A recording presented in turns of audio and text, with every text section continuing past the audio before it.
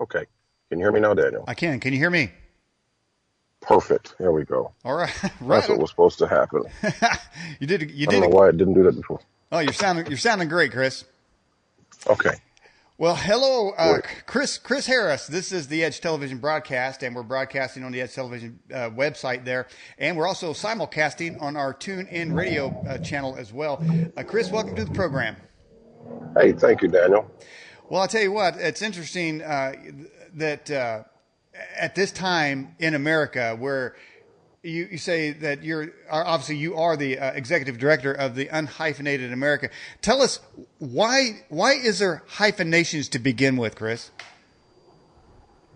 Oh, well, hyphenations exist, Daniel, for the simple purpose of being able to create more power. Setting different people groups against each other based off really the most superficial aspect of our humanity, which is our skin color. So they want to pit people against skin color. They want to pit people then against gender, so gender, ethnicity, religion, everything like that. And basically, it's the antithesis of what it's supposed to be an American, because as an American, as we always say with Unhyphenated America, basically, if you understand, if you believe, if you embrace the principles of life, liberty, and the pursuit of happiness, then you're an American. And if there's no need for any prefix or suffix, you're simply an American. And what the left realizes, and they spend billions of dollars every year trying to separate us, is they realize that if they can pit one people group against another, rich against poor, men against women, and so on and so forth, they're able to get power. Mm. And it's interesting that you're coming on. It's on this topic. It is so timely. I was just watching the video of Diamond and Silk. Are you aware who they are? Yes, I've actually done a show with them before. Yeah, they are awesome gals, and they say the exact same thing. That they say they're a little bit more colorful, should I say, on that? Yeah, It's yeah, to they're say. colorful. That they're always putting us in the damn camps and, to separate us. But you're right. The separation then empowers certain people to operate in a realm of that power. But if the people could come together and drop the hyphenations, then we would become one people, but we would become a threat to that whole establishment.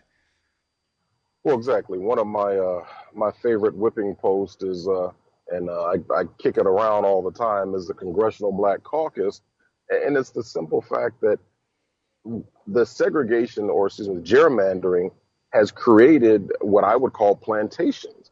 It's essentially put people a lot. Most of these Congressional Black Caucus districts that have been created through gerrymandering are some of the poorest districts. They're typically the poorest district in the city, if not the state, wherever they are. And the people, the schools are terrible. They have poor access to health care. All these things exist. And, the only people who seem to benefit, Daniel, are those, the lords and people who are in these Congressional Black Caucus positions. They seem to live high off the hog, and they're continually saying, hey, those other people are out to get you. Mm-hmm. I'm here to protect you. Keep reelecting me, Right. and I'll make everything better. But, the Congressional Black Caucus as an organization, as a caucus, has been around for 42 years or so, give or take. And I always ask the question, is like Ronald Reagan asked in 1980, has your life got any better? Has your life got any better in the last 40 years? Mm-hmm. Mm-hmm. And there's not a single Congressional Black Caucus district that has gotten better in the past 40 years, Daniel. That is so sad, because you want the country to move forward, and you want the country to move forward together to a singular goal. When the United States entered into World War II, the entire country came together, and factories that made cars then made planes, women that, cooked dinner, they started making parachutes, and so then they came together and they won the war. The world was better off. And that shows what the unity of the people can do. But once the community of Americans is divided into camps, there's no unity, there's no purpose, there's no togetherness, and the power of the people cannot rise and lift all boats. You just have little segments here and there, and those are the ones that are basically feeding off the rest of them.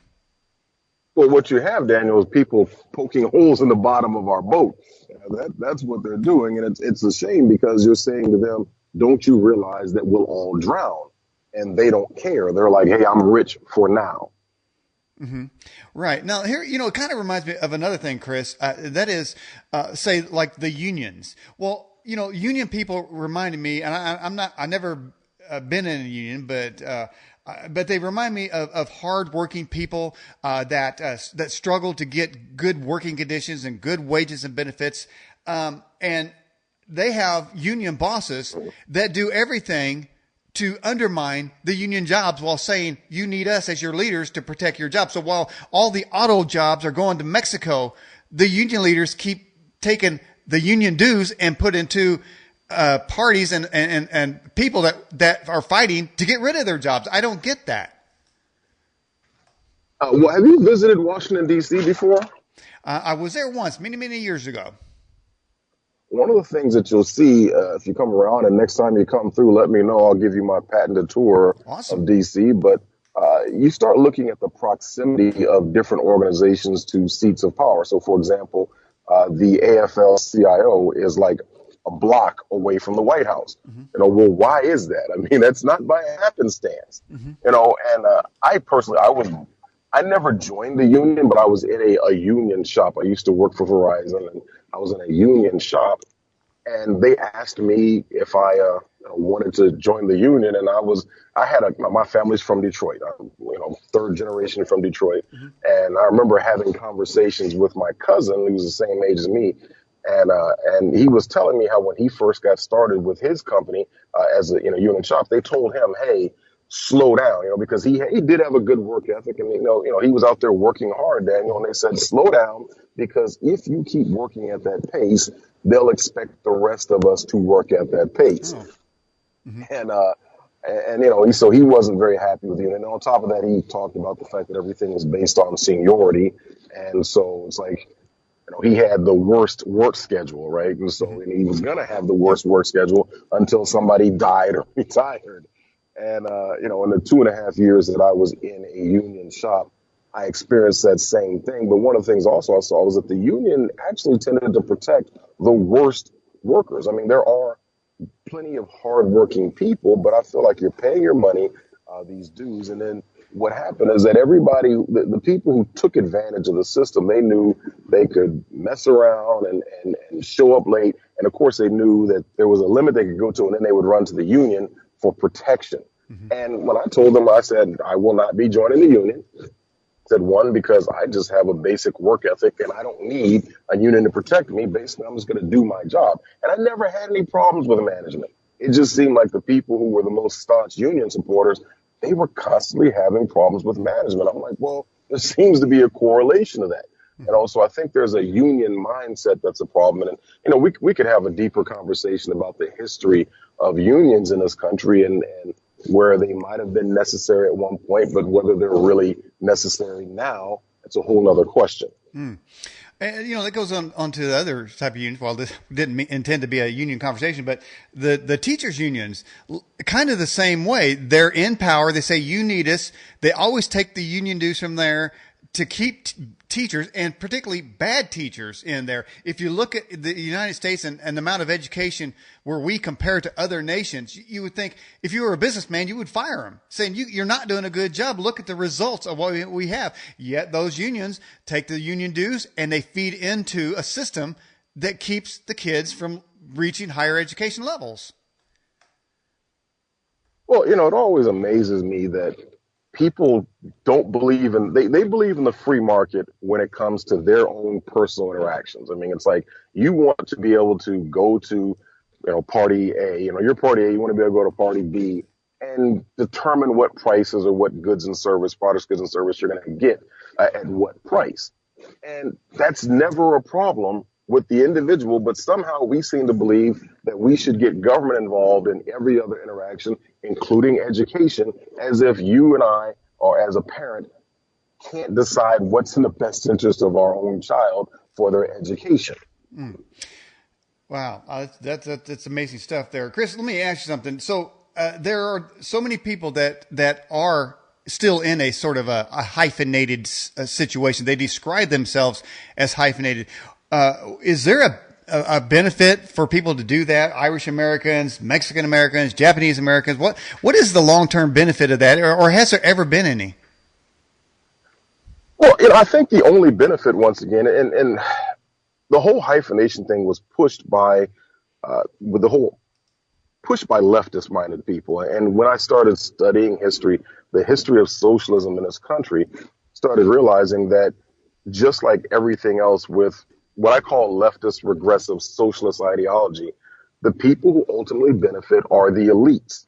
They're the ones who, it's like if you go and read Orwell's Animal Farm and he says, all pigs are equal, but of course some pigs are more equal than others. And that's what typically ends up happening in my experience and observation. And it's been, we can go back roughly 200 years now since socialism first came to America. So it's been the same thing. The only people who ultimately benefit are the people who are pushing it, the average person who typically in a self-righteous way, they think, hey, I need these people to push for us because, I'm the little guy. I feel like I'm voiceless. This guy has said, vote for me, give me power, money, and control, and I'll help make things equal. And, once again, all you have to do is go and read Animal Farm, and you start realizing that once the pigs got power, things never got better for the other farm animals. In fact, they became worse than the farmer. Recently, Ford was their executive president, or with the guy at the top, was saying to Trump, say, hey, wait a minute. We got jobs here in America because Ford just sent the entire small car production facility down in Mexico. So they're saying, well, wait a minute. We still got jobs here in America. What is Trump saying? Well, okay, so we got jobs here in America. Well, if you look at Detroit, there's a whole lot of laid off auto workers that would really enjoy that compact small car, factory to have a job in. So I don't know where he's saying, hey, look, we still have jobs here, and he lay off. Well, stop bringing half of your production to Mexico. I have to go back to something that Mitt Romney, I was never a fan of Mitt Romney, but he did say something in the 2012 elections about what we need to do to actually bring the money back here. Instead of criticizing the fact that companies are putting their money offshore or individuals are putting their money offshore, we need to be asking ourselves, why is it they're putting their money or taking jobs offshore? Mm-hmm. And the simple reason is it's cheaper. I've become a disciple, if you will, of the Austrian School of Economics. I'm a big fan of Milton Friedman and Thomas Sowell and Walter Williams and all that. And when you start studying those things, and the fact that economics is not a mathematical science, it's actually a human science, it's a social science that uses math. And you start realizing, just like you and I, Daniel, we're looking to get the best deal possible. And it's amazing that what we've been taught is that you should go and get the best deal possible, but this company should not. Mm-hmm. It's like, the companies are supposed to be altruistic, regardless of the fact that they can get a better deal elsewhere. They're supposed to say, oh no, I'm going to keep this, this job, this manufacturing plant here. Mm-hmm. So what we then, if we start sitting there going, hey, if a company's look for their best interest, we should start asking ourselves, what can we make a better environment mm-hmm. to make companies want to keep their jobs here, mm-hmm. to make individuals want to keep their money here? There are trillions of dollars sitting offshore. And the reason why is, our tax problem. It's the way our tax structure is set up. Mm-hmm. It's regulatory issues. And so now there are some jobs that are just flat out not going to come back. Mm-hmm. Okay. Because overall, as the rest of the world emerges, Daniel, it's still going to be cheaper. Technology makes it so that you can manufacture certain things cheaper overseas. It just is what it is. Okay. We've kind of hurt ourselves by, and I'll look at unions for the matter, continually demanding more. Mm-hmm. So, it's a no-brainer.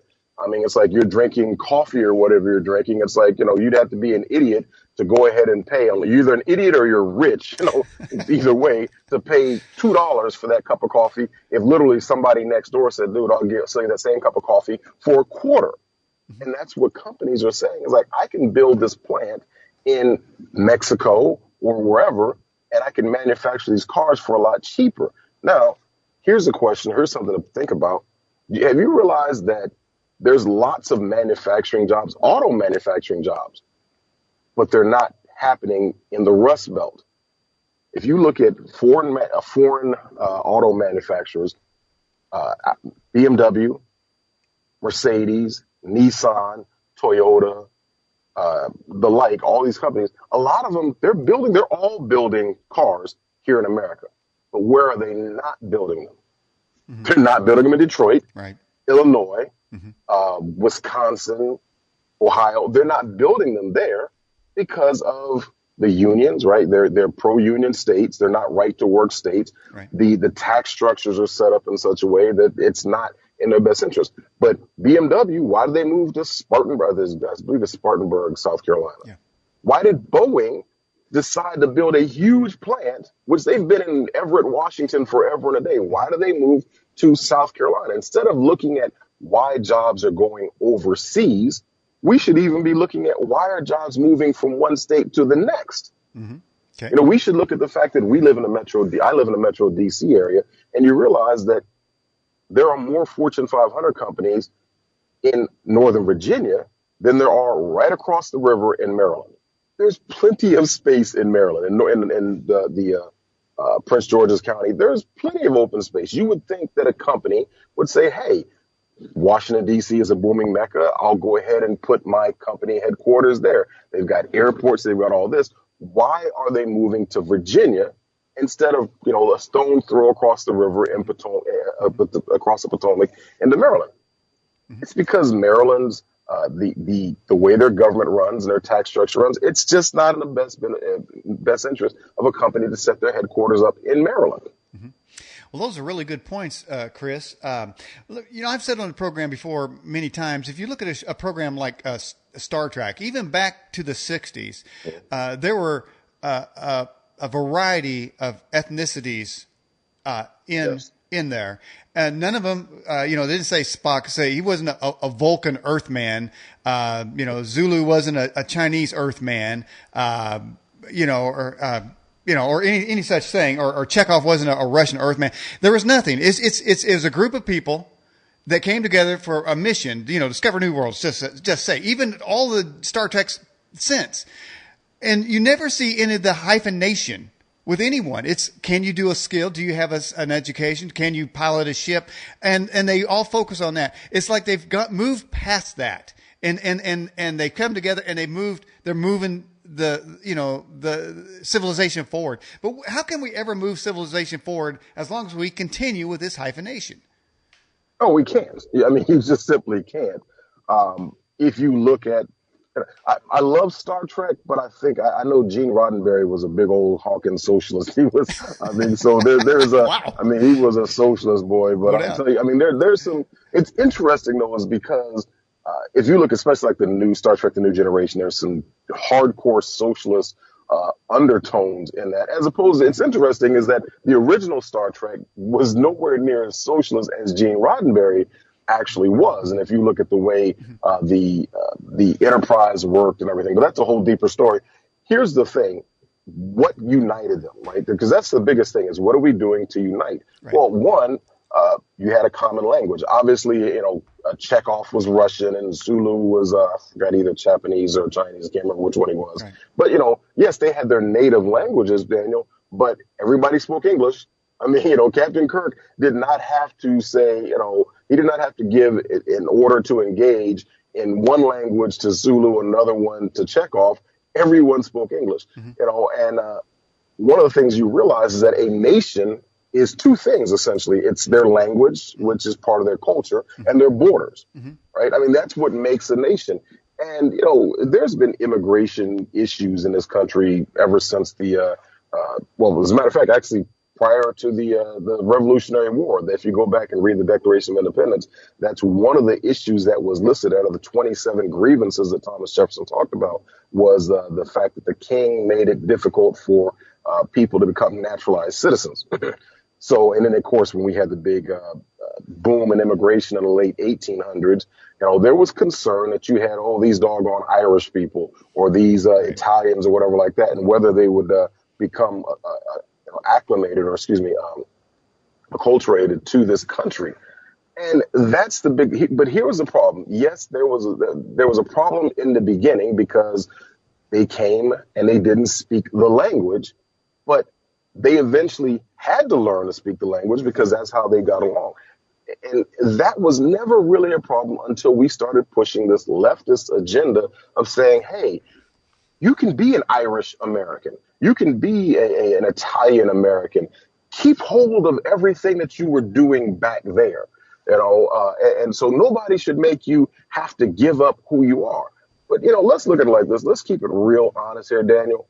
Nobody packs up and moves from wherever they were from, typically leaving behind everything that they know.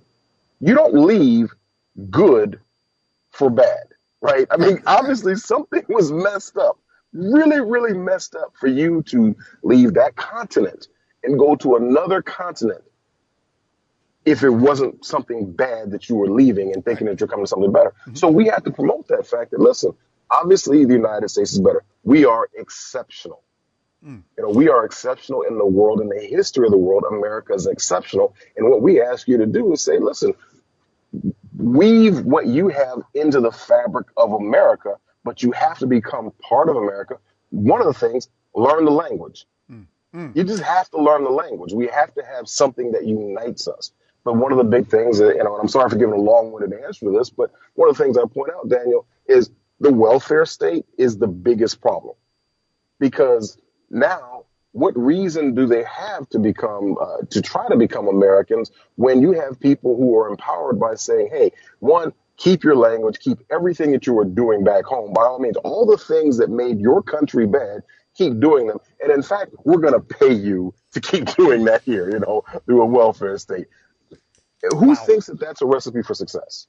It can't possibly, no intelligent person can come to that conclusion. There has to be an underlying philosophy, kind of like somebody recently, one of the presidential candidates recently said, you have one set of views you tell the public, and then another set of views you say, Absolutely. you talk to the people that you're dealing with, the power brokers and the money givers and the globalists, But let me ask you something along those lines.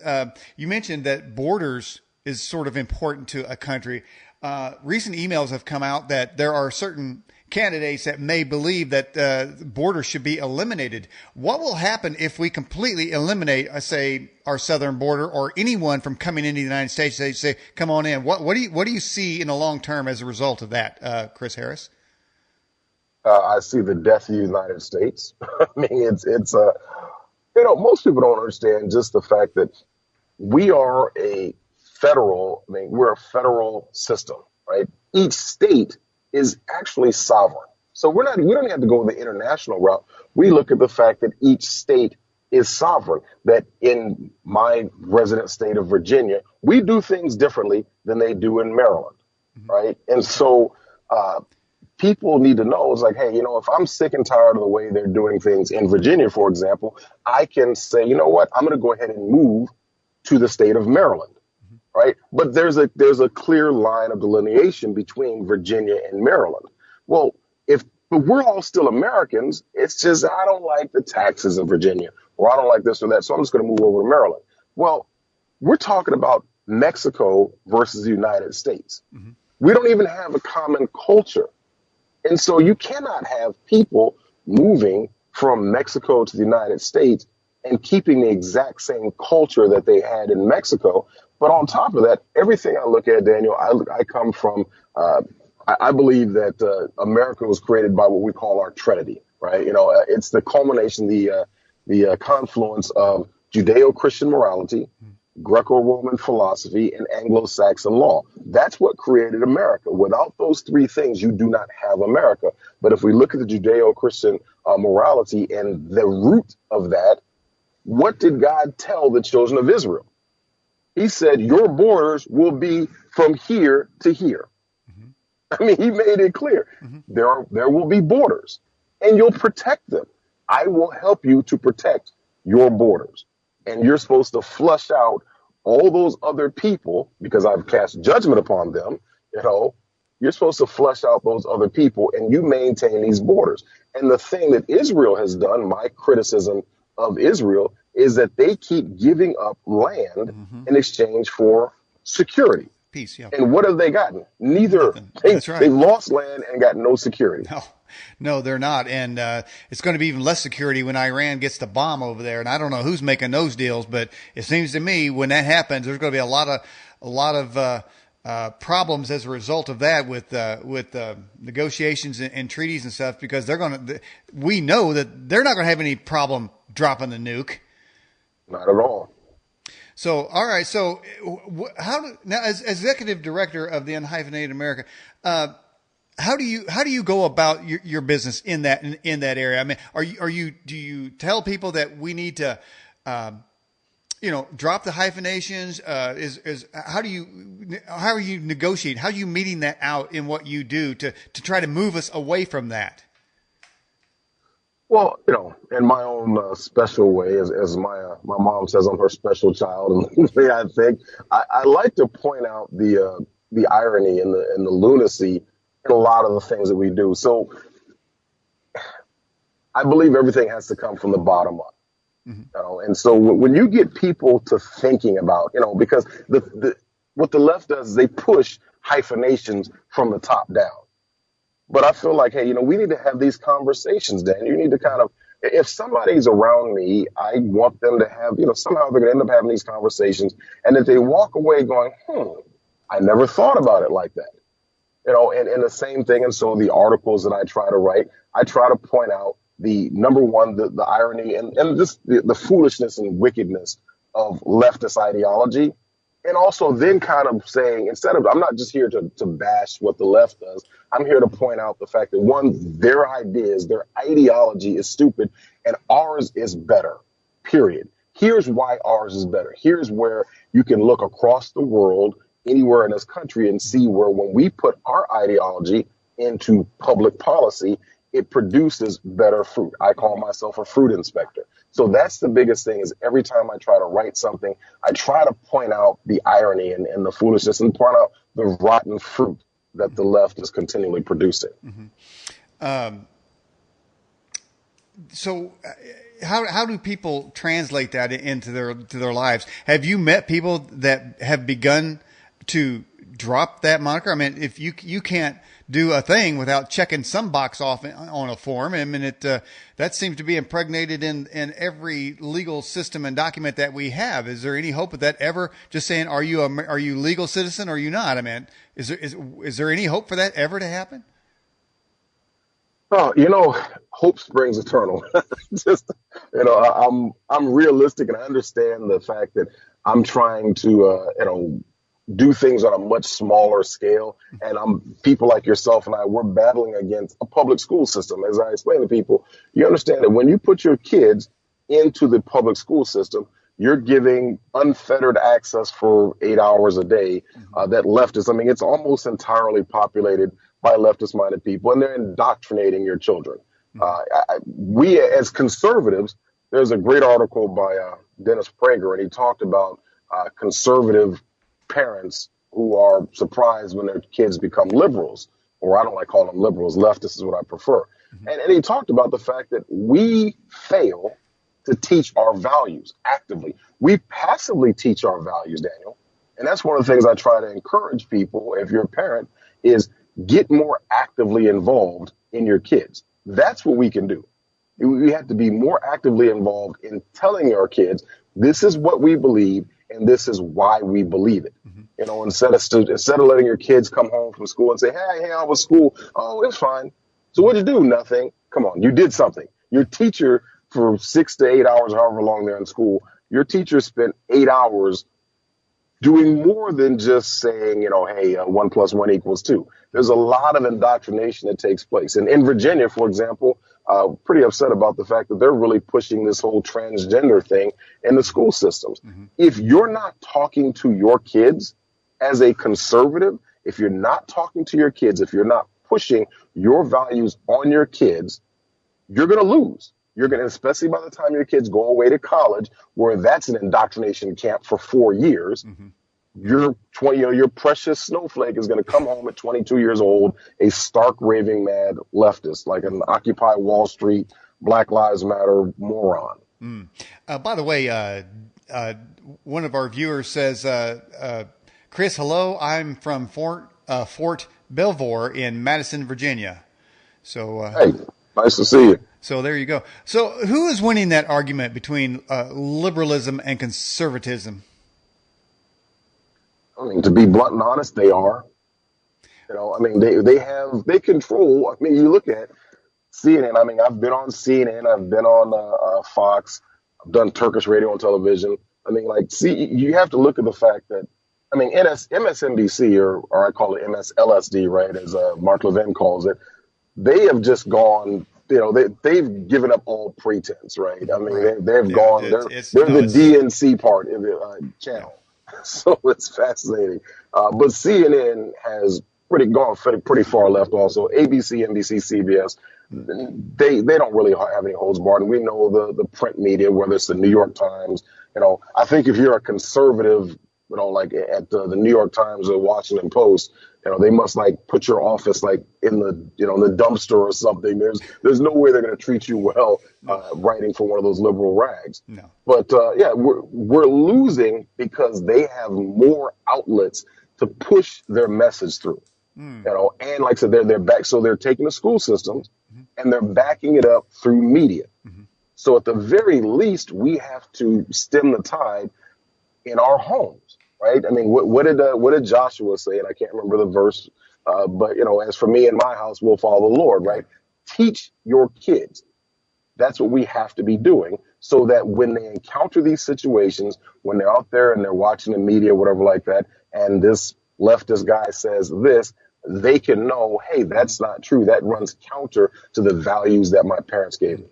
Has leftists ever seen? I know you said that their programs simply don't work, but have you met any leftists that they're so virulent in what they believe? Let's just say school. They don't want school choice. Let's just say that, and then they like the light comes on and say, well, all the kids in the public schools, their grades are so low. Have you ever seen them actually realize that those stark, raving, mad beliefs don't really work? Has anybody ever said that's enough? This is the wrong way? When you do see that, they stop being leftists. It's kind of the ones that I think are the most interesting are conservative blacks.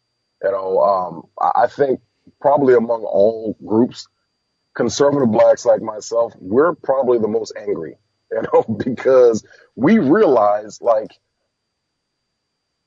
in our families, I mean, we're typically like if you're white in America, it's pretty well split, right? You have, liberals, you have conservative, you have, or leftists, you have conservative Republicans. I mean, you got Democrats, Republicans. It's pretty well split. I mean, but if you're conservative and black in America, you're like the only one in your family. It's like you go to I talk to some of my best friends, and they going to a family reunion. It's like they all we'll have these phone calls like, yeah, dude, got family reunion coming up. I know what kind of crap I'm gonna have to deal with. You're gonna walk up and your cousin's gonna be, hey, there's our black Republican cousin, or when they start ragging you or whatever like that. But what I've had numerous conversations with other, speaking of specifically black conservatives, and they always say it's that day the light bulb came on, when they looked around at the fact that look in your community and what has been taking place and saying, this doesn't work. It just flat out doesn't work. And you hear different stories, like one of my buddies, Terrence, he's a truck driver. And he said he got tired of listening to music as he drove, and he just decided to tune in to Rush Limbaugh. And, in that isolated scenario on the road for hours, and he's listening, and he's like, that makes sense. And when you start comparing what you're hearing to what you've seen in your own community, you're like, that is true. They're pushing these agendas and we're getting these results. Mm-hmm. That's what you end up happening. And the light bulb goes on. and they become, and I don't like using the word virulent with conservatives, but we become the most virulent of conservatives. We know that leftism not only is foolish, it's flat out wicked, because if we're judging it by its fruit, the fruit is rotten, Daniel. It's just rotten fruit. Diamond and silk. I'm not sure exactly what the terminology they use. I don't know if they call it a shake and bake, or there's maybe another term they use. But it's how that the liberals come to black communities and say, "Hey, give us your votes because you need us, because these nasty Republicans, they're going to put you in a plantation. They're going to poison your water. They're going to take your right to vote." And she says they've been saying that for 50 years. And as soon as the election is over, you don't see them again. So are there any pockets where segmented communities are saying, wait a minute, they said that last 4 years and 4 years before that, 4 years before that, and look where we are right now. Is there any communities beginning to turn a little bit? What's interesting is my family's in Colorado Springs, Colorado. My father's retired military. And, I have friends out there in Colorado Springs who are Democrats. But El Paso County, which is the county seat of Colorado Springs, Colorado Springs is the county seat of El Paso County, rather, is a blood red county. I think it's like the fourth largest majority Republican district in the country. And what's interesting is that most of the black folks who live there are all retired military, and they're from wherever, right? Wherever they're originally from, like my family being from Detroit. Okay. And one of the things I've pointed out with other family members, I'm like, do you understand that when you vote Democrat and you're living in a place like Colorado Springs, you're actually trying to vote to bring the exact same type of policies, the ideology and the subsequent policies of Detroit to Colorado Springs. Wow. Yeah. And so there's a reason why you enjoy Colorado Springs. It's like we have a family friend who she came out to visit her daughter who was in the military at the time. And she was from Baltimore. And she came out to visit after her daughter got stationed in Colorado Springs. And she literally was visiting for a week. She went back home and sold everything and moved to Colorado Springs a month later. Because she was from Baltimore, and if you've seen what happened with Baltimore, outside of the Inner Harbor area, which is a really beautiful area, there's a reason why you leave Baltimore, and that's the thing. It's like what upsets me is those very same people will still vote Democrat in places like Colorado Springs, and I'm just like, why would you do that? Do you not see? Are you not putting the two and two together and seeing that ideology produces a Baltimore, it produces a Detroit, it produces, New Orleans. Colorado Springs is a beautiful, clean place. Crime, its worst year, I think, is in 2007. They had 27 homicides and everybody almost lost their mind because they were like, this is like a killing spree, 27 homicides. Well, they killed 27 people in Chicago in one weekend. And so it's like you have to be able to bring context. And that's one of the things I try to do, Daniel. Any conversation that people have with me, sometimes I might get long-winded, but that's because I have to try to bring context and perspective to things. You can't I don't like doing TV. I haven't gone on TV lately just because I don't like doing an 8-minute segment where essentially you have to use a talking point and answer a question almost as a yes or no when there's something deeper. They have to give context and perspective to it. And you're not able to do that on CNN or even Fox because, they have these hard-hitting, fast panels. And it's like, okay, Daniel, what's your thought? Okay, you got 20 seconds. All right, you're done. That's it. And it's like, no, it's not a 20-second answer. Yeah. I mentioned poison the water. Well, that's exactly what happened in Flint. The water was poisoned. And it's interesting how you say that the policies that establish things, that create things like that, people move and then they try to recreate it in another place where they didn't work. Yeah, that is such a logical conclusion. I've never even heard it put that way, Chris. I'm so glad you came on the program to say that tonight. Well, thank you. Well, it's no different. I almost feel like, and not that I'm very upset with the RNC right now. I'd like to just slap everybody at the RNC right now because basically I think the Me RNC too. has killed itself. It's committed Yeah. Oh suicide yeah. by the fact that it's refused to, we've given them majorities and they refuse to fight. They essentially have killed themselves. But Hmm. if we're going to stick with the left, right, and Democrat, Republican mindset, then I would say like, I almost feel like if you immigrate from another country to the United States, you can't vote Democrat. I wouldn't even allow you to vote Democrat. You Wow. voted with your feet. Hmm. Democrats believe in socialism. The country you left was socialist. When you decided to leave there and come here, you're deciding for conservatism. You're deciding for capitalism and free enterprise. Your automatic vote is tallied. The same way, if you look at states like New York, New Jersey, Michigan, Illinois, they're losing at California, right? And as the joke goes, it's like, man, don't let your state get Californicated, right? Wow. Because California, Wow. people are leaving and going other states, and they're leaving because the taxes are crazy and so on and so forth. And I'm like, but you're leaving California and going to Texas and voting Democrat. No, when you decided to leave California, your vote was with your feet and you say, I'm leaving the DNC. Mm. That's what it should be. Mm. You should not be, if your place of residence was California and you moved to Texas or, some other more conservative state, I almost feel like that's an automatic register. Oh, it's like I look at your register. Oh, you're from California. You're registered as a Republican now. As a matter of fact, we're going to pre-fill out all your ballots. All your votes are now going to be Republican because you decided to leave. California is a Democrat paradise. It's a socialist paradise. You got Governor Moonbeam. Jerry.